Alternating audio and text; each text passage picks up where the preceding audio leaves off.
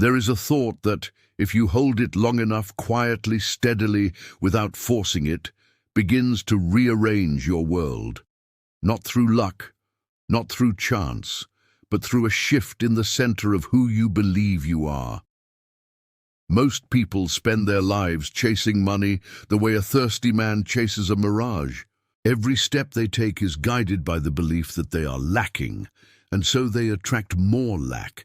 But there is another way, a quieter way.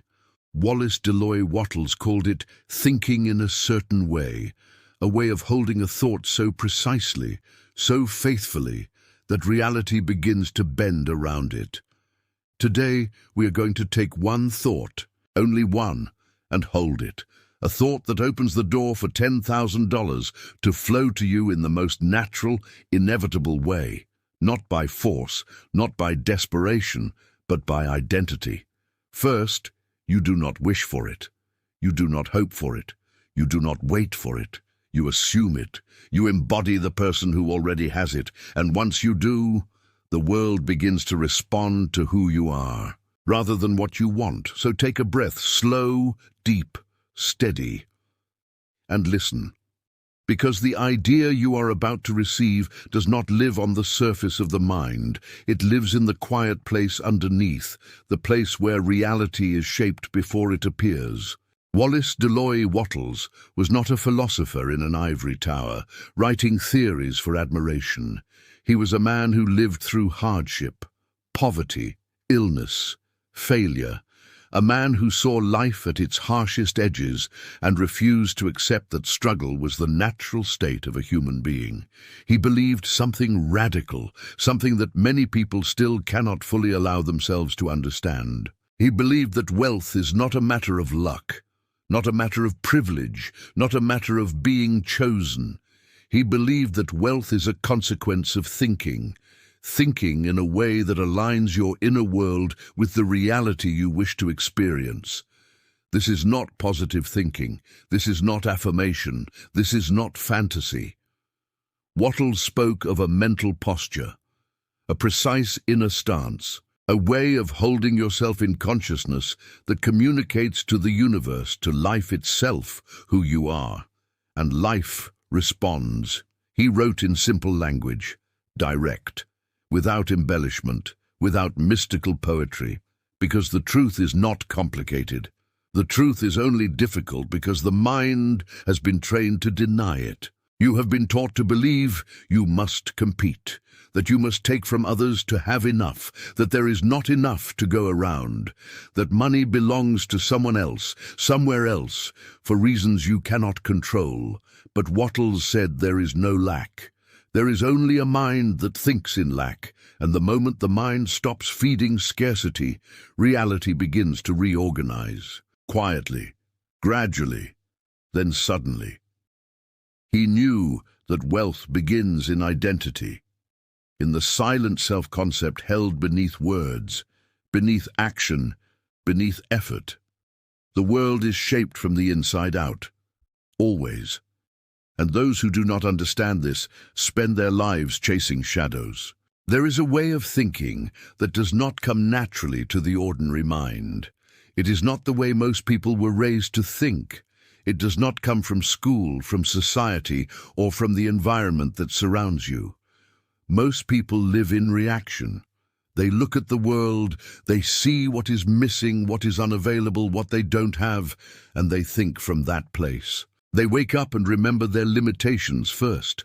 They recall their debts, their fears, their failures, and their thoughts follow those memories, repeating them, reinforcing them, shaping their identity around what is lacking. This is the competitive state of mind, a mind that believes life is a struggle, a mind that believes everything must be earned through hardship and fear, a mind that believes that abundance lies outside of itself. Whenever you think from lack, you create more lack. When you think from fear, you create more fear. When you think from separation, you create more separation. Reality begins inside, always, long before it becomes visible. Wallace Delois Wattles wrote, To think in a certain way is to believe that there is a limitless resource from which all things come, and that you are connected to it. This certain way is not about forcing yourself to think positively. It is not about pretending. It is not about saying happy words while feeling anxious inside. That is performance, and performance never convinces the deeper mind. The deeper mind sees truth. It knows when you feel poor. It knows when you feel fear. It knows when you are pretending. The key is not to force yourself into belief. The key is to return to what is already true. There is no shortage of wealth in this world. There is no shortage of opportunity. There is no shortage of paths. Lack is not real. The feeling of lack is the result of forgetting your source. When you remember that you are connected to the infinite, the mind begins to relax its grip on struggle. This is the shift. A calmness enters. The desperation fades. The urgency dissolves. You stop looking at what is missing. You begin to hold the awareness that whatever you require can come to you in the most direct and natural way. And when you hold that awareness long enough, steadily enough, without collapsing back into doubt, your identity begins to change. You are no longer the person seeking money. You are the person money moves toward. You are no longer the one who chases. You become the one who attracts. Wealth flows to identity, not effort, not desire, identity, because every action you take begins from who you believe you are. When you believe you lack, every action carries the vibration of fear. You hesitate, you shrink, you ask for less than you deserve. You avoid opportunities because they feel too big. You stay small. But when you believe that abundance already belongs to you, your actions change without effort. You speak differently. You walk differently. Your posture changes. Your voice deepens. You no longer negotiate from need. You no longer chase approval. You no longer try to prove your worth. This is thinking in a certain way. This is the inner posture of wealth. It is steady, quiet, confident without display. A person who knows they are wealthy does not rush. They do not panic. They do not look for signs. They move with calm inevitability. They are already in possession of the outcome internally, so external manifestation is simply the unfolding of what is already decided. To think in a certain way is to decide who you are before the evidence appears, and allow the evidence to reorganize itself to match you. The world is not something happening to you. It is something responding to you. Every moment, every day, every breath. You are not learning to attract money. You are remembering that you were never separate from the source it comes from. There is one thought that changes everything, but it must be held, not spoken, lived, not repeated. The thought is simple. I am already in possession of the $10,000. Not that you will receive it, not that you hope it will come, not that you are trying to manifest it, you already have it. Let the mind resist that. Let it argue. Let it panic. Let it tell you that you are lying, that the bank account is empty, that the bills are due. The mind is trained to worship the senses, to believe only what it can see and touch. But everything you see now was once invisible. Every dollar that has ever entered your hands was once unseen, unformed, held only in the space of potential. The unseen is not imaginary. It is the source. When you hold the thought that you already possess the $10,000, you are moving your identity into alignment with the source, not the appearance. The world of appearance will adjust, slowly at first, then suddenly. This is not daydreaming. This is not escapism. To hold the thought means to feel the reality of it inside your body, to breathe as the person who already has it, to sit, stand, walk, speak, choose, interact as the version of yourself who is no longer waiting for anything. The waiting is the barrier. The waiting is the declaration that I do not have. And the universe can only echo what you declare. If you declare lack, it reflects lack. If you declare possession, it reflects possession. Not immediately, because the physical world is slow, but inevitably because consciousness is the cause. Imagine for a moment that you received the $10,000 yesterday. It has already happened. It is done. There is nothing left to chase. What is the first change you feel in your chest? Not a fantasy of spending, not excitement, but relief, release, a softening. The nervous system unwinds. The breath deepens. The world feels less heavy. You are no longer braced. You are no longer striving. You are no longer in the posture of reaching. You have already arrived. Hold that. Not the image, not the story, the state, the feeling of already having. This is the state that makes you magnetic. This is the state that bends circumstances. This is the state that changes your tone of voice, your presence, your decisions. You do not wait for proof to feel it. You give the feeling first, and the proof follows. When you hold the thought of possession, you are telling the universe, I know who I am.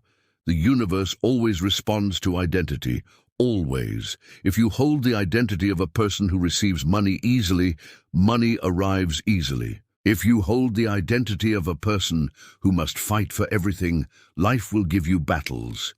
So pause and listen inwardly. When you say, silently, I already have the $10,000, what rises inside you? A spark of calm or tension? If there is tension, do not fight it. Simply breathe, feel it. Let the tension dissolve slowly, without force. Because the tension is not truth.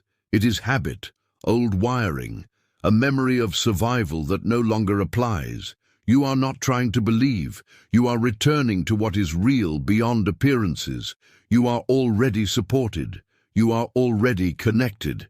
Wealth is not outside you. It is drawn from the field you are made of. When you hold the thought of possession, you become the one to whom wealth flows, because wealth recognizes itself in you.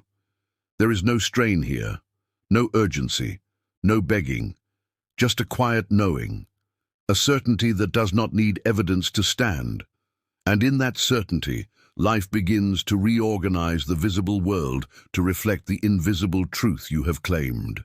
Most people fail because they are trying to attract money while embodying the identity of someone who does not have it. They speak words of abundance while their bodies remember scarcity. They repeat affirmations while their chest tightens with anxiety. Their voice says, I am wealthy, but their nervous system whispers, I am afraid. And the universe does not respond to words. It responds to your internal state. Your internal state is your true prayer. It is the signal you broadcast to life, to reality, to the field of infinite possibility. That signal is not produced by what you say. It is produced by what you are. So the person who says, I am attracting $10,000 while feeling desperate inside is not holding the frequency of possession. They are holding the frequency of wanting. Wanting is not the same as having. Wanting says, I do not have. Wanting says, there is a gap. Wanting says, it is outside of me. The universe reflects that state perfectly. It shows you more moments of wanting, more situations of lacking, more experiences of almost but not yet. Because the universe does not give you what you wish for, it gives you what you are. Most people misunderstand desire. They think desire means longing.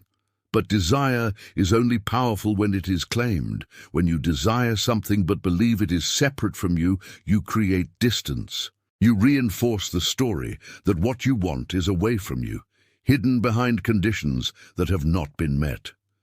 People say, once I have the money, I'll feel safe, calm, confident, free. They do not see that this belief is the very thing that prevents the money from coming. They are waiting to feel abundant, waiting to feel deserving, waiting to feel secure, and the person who waits becomes the person who waits forever. Waiting is not passive. Waiting is an identity.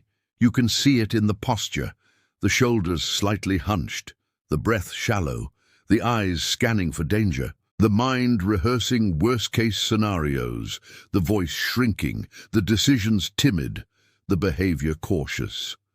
This is the body of someone who believes they do not have enough. They try to attract wealth from this state, and they fail not because they are unworthy, not because they are unlucky, but because they are signaling to life that they must be rescued. Life does not rescue. Life mirrors. If you feel poor, it will give you experiences that affirm poverty. If you feel small, it will give you situations that make you feel smaller. If you feel like life is happening to you, it will continue to happen to you. But when you feel that life is happening through you, the entire structure of your reality changes. The world bends around the one who knows their power. The deepest reason people fail to attract wealth is loyalty. Loyalty to the version of themselves who survived struggle, the version of themselves that fought for every inch, the one who learned to be careful, cautious, afraid to want too much. That version of you was necessary once. It protected you. It helped you survive. But it cannot take you into abundance. The identity that survived poverty cannot create wealth. To create wealth, you must let that identity dissolve. And this is where most people turn back. They are more comfortable being the one who tries than being the one who already is. They know who they are in struggle. They do not know who they are in ease. So they cling to the familiar tension. They look at their bank account to confirm their identity. They rehearse stories of lack because they feel safe in what they already understand. They mistrust expansion. They fear the unknown. But the unknown is where creation happens. To step into abundance is to allow the old self to die. The self defined by effort. The self defined by fear, the self defined by shortage.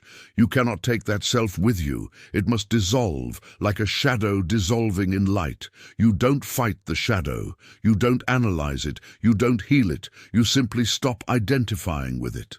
To hold the state of already having the $10,000 is to step out of the shadow self and into your original nature.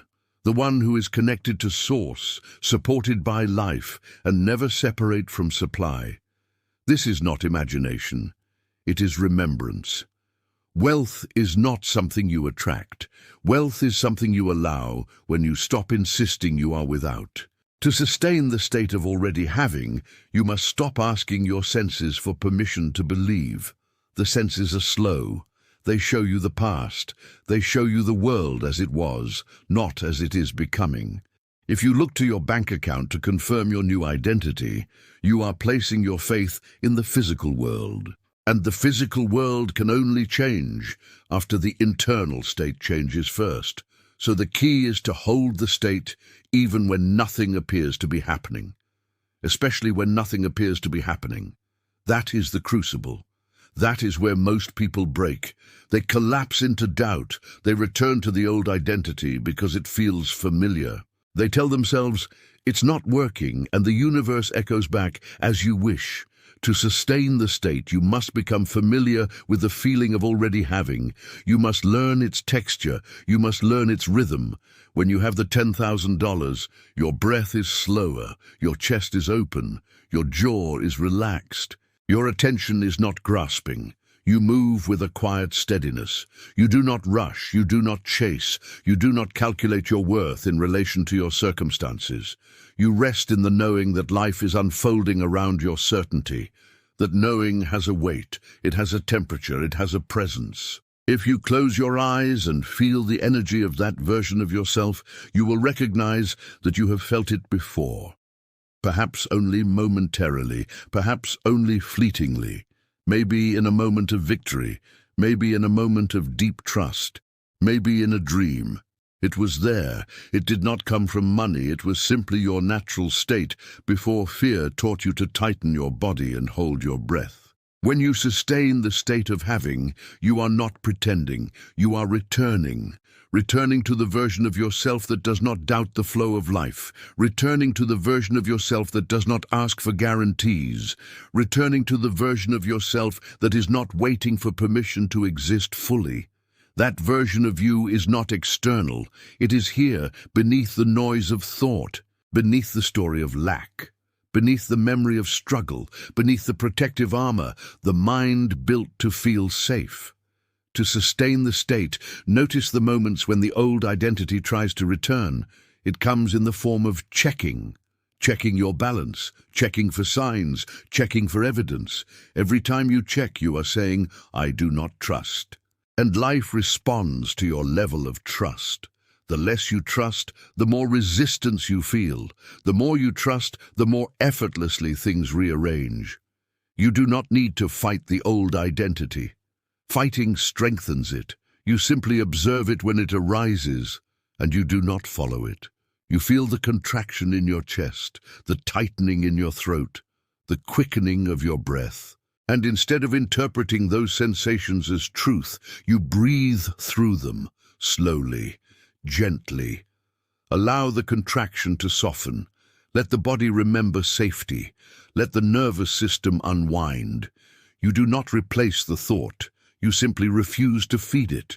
You return to the state of already having by relaxing into the version of yourself who does not need reassurance. That version of you has already arrived. They do not chase proof. They do not negotiate with fear. They do not rush. They are not waiting. Sustaining the state means walking through the world as though the money has already arrived, not by acting wealthy, not by spending recklessly, not by performing confidence, but by allowing the deep knowing that nothing is missing. When nothing is missing, your energy changes. When your energy changes, your choices change. When your choices change, your outcomes change. When your outcomes change, your world changes. This is not about thinking, it is about being. Thinking tries, being allows. Thinking asks how, being says it is done. Thinking analyzes, being rests. Thinking grasps, being receives. There will be moments when doubt attempts to reclaim the throne. When the voice of the old self whispers, "This isn't real, this won't work, nothing has changed." And in those moments, you must remember the truth. Doubt is not a message. It is a memory of who you used to be, a memory of how you used to survive, a memory of a time when you did not know your power. It is the echo of a self that is fading. Do not argue with doubt. Do not try to silence it. Let it speak. Let it move through you like wind. You do not cling to the wind. You do not chase it. You do not resist it. You watch it pass. And beneath it you find that the state of already having is still there. It never left. You simply look for it again. You return to your breath. You return to your spine. You return to the quiet awareness that you are the source of your reality, not the byproduct of it. To sustain the state is not effort, it is remembrance, returning again and again to the truth that abundance is not something you earn. It is something you become. When you sustain the state of already having, your body is the first thing to change. Not because you force it to, but because the nervous system shifts out of survival and into presence. Survival tightens, presence opens. You begin to breathe differently. The breath becomes slower, deeper, quieter, as if your body is no longer preparing for something to go wrong. The shoulders drop, the chest softens, the jaw unclenches. You do not have to tell yourself to relax. The relaxation comes from the simple recognition that you are no longer reaching for something outside of yourself. When the body softens, awareness expands. You see more, you notice more, you become more deliberate. There is no rush. Rush is the language of lack. When you are rushing, you are signaling that you are behind, that there is something to catch up to, that you are missing something. When you are in the state of already having, there is no behind. There is no shortage of time. There is no need to prove anything. You move through the world as though you belong in every room you enter, because you are no longer measuring yourself against anything outside of you. People around you will notice this before you do. They will notice the steadiness in your tone, the lack of urgency, the grounded quality in your presence. They will feel that you are not trying. Trying carries an energy of lack. Being carries an energy of certainty. You begin to speak less because there is no need to convince, persuade, or explain. Your words become fewer, but they carry weight. Silence is no longer awkward. Silence becomes a declaration of self-trust. Your decisions change as well. When you are in the state of lacking, every decision is filtered through fear. You ask, what if it goes wrong? What if I fail? What if I lose? But when you are in the state of already having, you ask a different question. Does this align with who I already am? The difference between those two questions leads to entirely different lives. One is a life of defense. The other is a life of expansion. Fear-based decisions shrink your world. Identity-based decisions expand it. Notice how opportunities feel different.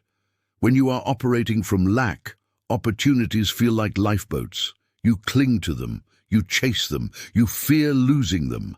But when you are operating from abundance, opportunities feel like reflections of your state. They are not lifeboats, they are extensions. You no longer chase, you evaluate, you choose. You say no easily. You say yes clearly. You move like someone who knows that more is always available. Your relationship with money shifts too. When you feel you do not have enough, you either cling to money or you push it away. Clinging shows up as hoarding, anxiety, hesitation, scarcity around spending. Pushing away shows up as impulsiveness, overspending, guilt, avoidance. Both come from the same belief: I am not supported. But when you already have the $10,000 internally, money becomes neutral, not emotional, not symbolic of your worth, not a measurement of your identity. It becomes a tool, a flow, something that moves in and out without gripping you. This neutrality is the key to attracting more. You stop reacting to money, you stop fearing it, you stop worshipping it. And when you stop worshipping something, you become its equal. When you become its equal, you can interact with it without distortion. Your creativity expands. Ideas come through more clearly because they are no longer filtered through fear. When the mind is trying to survive, it cannot innovate. A fearful mind repeats patterns. A relaxed mind creates. You begin to see pathways where before you saw dead ends. You begin to notice openings where before you saw obstacles. Possibilities that were always present become visible because you have shifted into the state that can perceive them. Even your physical movement changes. You walk differently. Your steps are slower but not hesitant. Your posture becomes open. Your gaze lifts. You do not avoid eye contact. You do not shrink. You take up space, not aggressively, but inevitably. Others feel this. They respond to it. People treat you as someone who has already arrived. Because your presence says, without words, I am not seeking anything from you, I am whole. This is why wealth begins in identity. It is not about the $10,000. It is about who you become when you hold the state of already having it. The $10,000 is not the transformation. The transformation is the self who no longer doubts their place in the flow of abundance. The self who does not chase validation. The self who does not wait for external permission to feel complete. And that self attracts naturally, not by force, not by effort, but by being. The world organizes itself around the one who knows who they are. You do not follow opportunities. Opportunities follow you. You do not seek connections. People gravitate toward you. You do not convince. You embody. And embodiment is undeniable, because when the body and identity shift, life cannot remain the same. When the inner state changes, the outer world begins to shift in ways that seem subtle at first, almost unnoticeable, almost easy to dismiss. People often overlook the earliest signs because they expect wealth to arrive with dramatic impact, a sudden miracle, a moment of cinematic revelation. But reality does not usually rearrange itself with noise. It moves in quiet recalibrations, as if the universe is testing, softly, to see whether your identity is truly stable or whether it will collapse back into the old patterns the moment a challenge arises. The first evidence is often internal. You no longer feel the same need to explain yourself. You no longer justify your presence. You no longer apologize for wanting more. You no longer shrink to make others comfortable. This inner shift precedes all outer shifts, because the world cannot give you what you refuse to permit yourself to hold. Then, the external begins changing in small but precise ways. A conversation opens a door. Someone mentions an opportunity in passing. An idea returns to you with new clarity, not as fantasy but as direction. Money you were owed finds its way back. Work that once felt difficult becomes effortless. The energy you once poured into worry suddenly becomes available for creation. People who were once indifferent become attentive. People who once dismissed you begin to recognize your presence. Not because they changed, but because you did. The world is always mirroring your internal state. When you were in lack, the world reflected lack. When you are in possession, the world reflects possession. This is not metaphor. This is the structure of consciousness. The world is shaped from within. What you hold as real inside eventually becomes the reality outside. It can feel supernatural, but it is not magic. It is alignment. There are stories everywhere of people who, once they stopped chasing money, began to receive more of it. They didn't stop working. They didn't become passive. They simply shifted the place their action came from. Before the shift, their work carried the energy of desperation, striving, fear, proving. After the shift, their work carried the energy of inevitability, clarity, focus, direction. The world responds differently to those two energies. One pushes, one pulls. This is why two people can do the same thing and get completely different results. The difference was never the strategy, it was the state behind the action. The one who feels they are lacking moves from tension. The one who feels they already have moves from presence. Tension repels, presence attracts. Real-world examples reflect this. You can see it in business, relationships, creativity, influence. When someone knows they belong, people follow. When someone doubts themselves, even the right words fall flat. Presence is the true currency. Money is simply how reality acknowledges and responds to presence. When you sustain the state of already having $10,000, life begins to rearrange itself to match the version of you who would naturally live in that level of wealth. Not by chance, not by coincidence, but because identity is the foundation on which reality is built. The opportunities that begin appearing are not random. They are the natural expression of who you have become. Ideas will come that are simple, surprisingly simple, not grand, not complex, not unreachable. The path to $10,000 does not require a miracle. It requires alignment with the version of yourself for whom that amount is normal. Notice how this shifts your perception. $10,000 is no longer something far away. It is simply a figure that the world is preparing to match to your new identity. And when it comes, it will not feel shocking. It will feel correct. It will feel natural. It will feel like the most obvious outcome, because you will recognize that you did not get the money by luck. You did not win it. You did not chase it. You allowed it. You became the version of yourself who receives it effortlessly. This is the truth most people never learn. Manifestation is not about forcing reality to give you something. It is about becoming the person for whom that reality is already true. Once you understand this, wealth stops feeling mysterious. It stops feeling distant. It stops feeling like something reserved for others. You realize that the world is not withholding from you. The world has been waiting for you to stop withholding from yourself. And once that shift takes root, once you truly inhabit the identity of the one who already has, the external reality begins to follow in precise, unmistakable alignment. It cannot do anything else. Reality is obedient to identity. You do not chase wealth. You allow wealth to recognize you. There comes a moment when the mind becomes quiet enough to feel what the words have been pointing to all along. Not to think it, not to imagine it, but to know it. This moment does not arrive with force. It arrives with a soft recognition, a subtle remembering, as if something inside you that had been asleep for years finally turns its head and opens its eyes. And in that awakening, you realize something that the old version of you could not understand.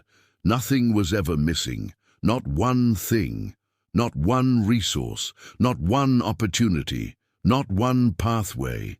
The lack you felt was an echo, a residue, a shadow made of memory, not reality. You begin to see that the self you believed you were, the one who struggled, the one who waited, the one who hoped and chased and reached, was only a temporary costume, a role you inherited, a shape you learned to wear in order to survive a world that you believed was scarce. But it was never you. It was only a shape of fear that became familiar, and familiarity is not truth. Familiarity is only repetition. As the old identity loosens, something remarkable begins to happen inside your body. The tension you once believed was natural begins to dissolve. The constant scanning for danger fades. The grip in your chest opens. You begin to breathe in a way that feels new, yet ancient, as if you are breathing not just air, but space, possibility, permission. There is no effort in this breath, no intention. It is simply the breath of someone who is no longer trying to become. It is the breath of someone who already is. You start to notice a stillness behind your thoughts, a quiet presence that does not rise and fall with circumstances. A part of you that has always been untouched by fear, untouched by lack, untouched by time. That presence has always been the real you, but it was quiet, not silent, just quiet. Buried beneath urgency, beneath striving, beneath the noise of the world telling you what to want, what to fear, what to chase. And now, in this moment, it comes forward, not loudly, not with intensity, but with the steady certainty of something inevitable. This presence has no questions. It does not ask how the $10,000 will come. It does not ask when. It does not analyze the mechanics of reality. It simply knows that the outer world must reflect the inner one. It knows this because it has never believed otherwise. You begin to realize that the $10,000 is not the miracle. The miracle is the shift in identity. The moment you stop believing you are the one reaching, the moment you recognize that you have always been the one receiving. And in that realization, something clicks into place deep inside your being. It does not feel like excitement. It feels like truth. Truth does not need intensity. Truth is calm. Truth stands on its own. Truth does not beg to be believed. It simply is. You feel the difference now. You can sense it. There is a quiet inevitability in your chest, a warmth or a heaviness or a groundedness. Not emotion, awareness, the awareness that the version of you who does not have is gone, not destroyed, not defeated, simply no longer relevant. The identity that lacked has nowhere to stand. It fades like mist in a rising sun, and what remains is a presence that does not chase or wait or hope. It decides, and once the decision is made, the world shifts, because the world does not shape you. You shape the world. There is no more reaching for the $10,000. There is no asking, there is no seeking, there is only knowing, the knowing that it is already done. And from this knowing, life begins to move. Not because you push it, but because it cannot do anything else. The world mirrors who you are, and now you are the one who already has. And now we arrive at the place where nothing needs to be said, and yet everything has already changed, not in the world you can see, but in the world that moves beneath it. The world of cause, the world of origin, the world where reality is shaped before it is witnessed. Remain here, not in thought, in presence. Feel the quiet in your chest, the steadiness, the absence of reaching. The absence of waiting, the absence of needing anything to be different than it is in this moment. This is the state of already having. Do not rush away from it. Do not ask what comes next. Do not try to hold it with force. Let it rest inside you like something ancient that has finally returned home. From this state, you will move differently in the hours ahead. Not because you tried to, but because the one who was trying is no longer the one acting. The version of you that was seeking has dissolved. The version of you that already has taken its place. You do not need to remind yourself. You do not need to repeat anything. The knowing is already inside the body, and the body remembers.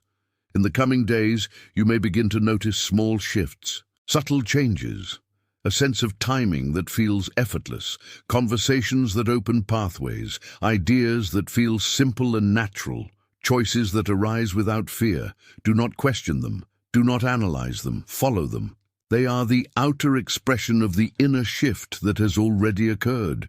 You are no longer trying to attract $10,000. You are living as the one who already has it, and reality can only mirror you. If your mind reaches back for the old identity, simply return to your breath, not to force the state, but to remember it. Remembering is enough. And now, there is only one thing left to do. Declare it, not to convince the world, but to anchor the identity in your consciousness. Speak it softly, or speak it silently. I already have the $10,000.